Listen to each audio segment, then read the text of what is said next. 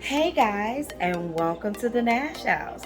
Today is the second day of pasta week, so I thought we could bring back an old recipe that we did at the beginning of the year. Let's see.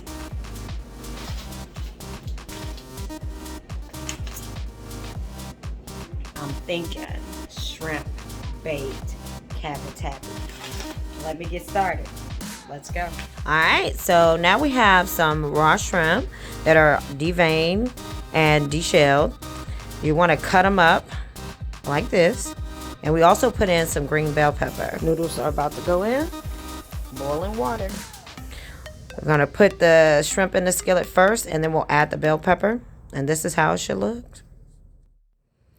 All right, so look at that, guys. It looks amazing. So as far as the flavor profile, we have some black pepper to taste, some cayenne pepper, a little bit of smoked paprika, and we put a little garlic powder. Ooh, the noodles are almost done. I'm so excited.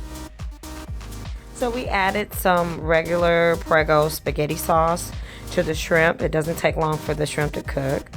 And we're going to turn the heat down some so it doesn't overcook. But that's all that's in here is the shrimp, the sauteed green bell pepper, and some Prego traditional spaghetti sauce.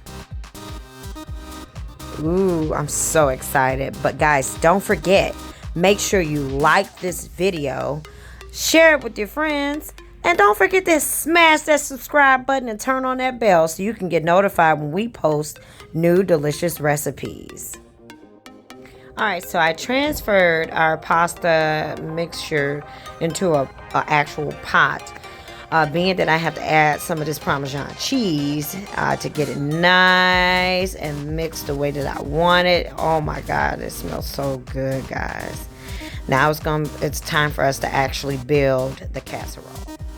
So we're going to transfer our cavatappi noodles with the spaghetti sauce and our cooked shrimp and those delicious bell pepper into a casserole dish with the Parmesan cheese. I forgot about that. And we're going to build this thing like it's a lasagna and bake it for a little bit just to get that mozzarella cheese to bake into it. Oh my God.